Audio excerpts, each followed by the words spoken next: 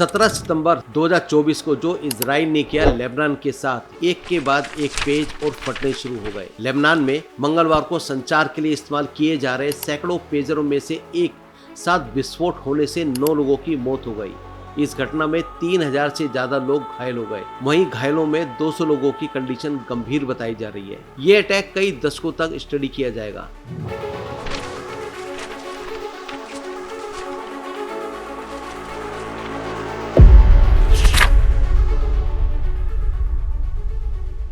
सत्रह सितंबर को इंडिया में मोदी जी जन्मदिन सेलिब्रेट कर रहे थे। रूस और यूक्रेन का युद्ध चल रहा था और लेबनान में अचानक से क्या होता है।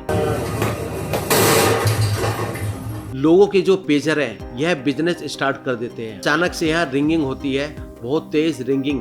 सेकंड के बाद एक एक करके जिस आदमी के पास भी पेजर था वो ब्लास्ट होने शुरू हो जाते हैं। जनरली लोग पेजर को अपनी जेब में रखते हैं, पैंट की जेब में या फिर बेल्ट बक्कल में लगाते हैं। तो आप सोचिए कि ब्लास्ट के बाद उस जगह की दशा क्या होगी, कितनी भयानक होगी। लिटरली लोगों के पेट में काफी ज्यादा सुराख हो गए थे। किसी ने पीछे के एरिया में पेजर रखे थे। क्या बुरा हाल हुआ होगा उन लोगों का। कई लोग पूरी जिंदगी इस इंजरी से जूझते रहेंगे। लेबनान में मंगलवार शाम को जेब में रखे पेजर एक के बाद एक फटने लगे। कुछ ही समय बाद हिजबुल्लाह लड़ाकों की खून से लथपथ तस्वीरें और विस्फोट वीडियो सोशल मीडिया पर वायरल होने लगी। इस विस्फोट का कारण हिजबुल्लाह ने इजराइल को बताया है। पेजर विस्फोट में घायल होने वाले ज्यादातर हिजबुल्लाह मेंबर हैं। विस्फोट का आरोप इजराइल पर लगाया गया है।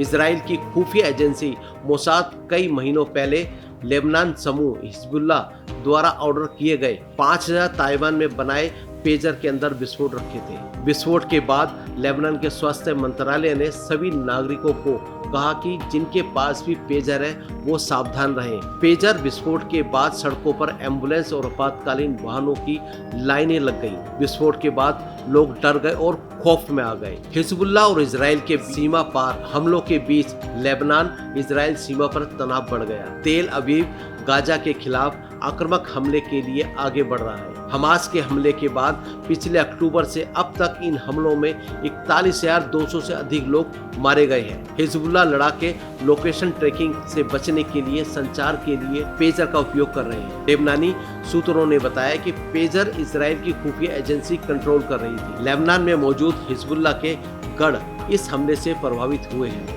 हिजबुल्लाह की खुद का टेलीकम्युनिकेशन सिस्टम है और गाजा युद्ध शुरू होने के बाद उसने अपने सदस्यों को मोबाइल फोन के इस्तेमाल से बचने के लिए कहा था। ब्लास्ट हिजबुल्लाह के लड़ाकों के पेजर्स में हुआ है। ये लड़ाके पेजर्स का इस्तेमाल आपस में कम्युनिकेशन के लिए करते थे। सवाल ये भी है, क्या पेजर्स को हैक करना इतना आसान है? दूसरा सवाल ये भी है कि मोबाइल के इस युग में हिजबुल्लाह के लड़ाके पेजर का इस्तेमाल क्यों करते थे? हिजबुल्लाह के लोगों की ओर से पेजर का इस्तेमाल करने की कई और भी वजह हो सकती है। सबसे खास बात तो ये है कि पेजर में जीपीएस सिस्टम काम नहीं करता है। इसका कोई आईपी एड्रेस नहीं होता है जिससे इसे मोबाइल की तरह ट्रेस नहीं किया जा सकता। पेजर का नंबर बदला जा सकता है, इसलिए सुरक्षा कारणों से इसे काफी सिक्योर माना जाता है। ऐसे में माना जा रहा है कि हिजबुल्लाह से जुड़े लोग अपनी बातचीत को सिक्योर रखने के लिए इसका इस्तेमाल ज्यादा करते हैं। पेजर का इस्तेमाल क्यों किया जा रहा था, ये जानने से पहले आपको बता दें कि आखिर ये क्या है।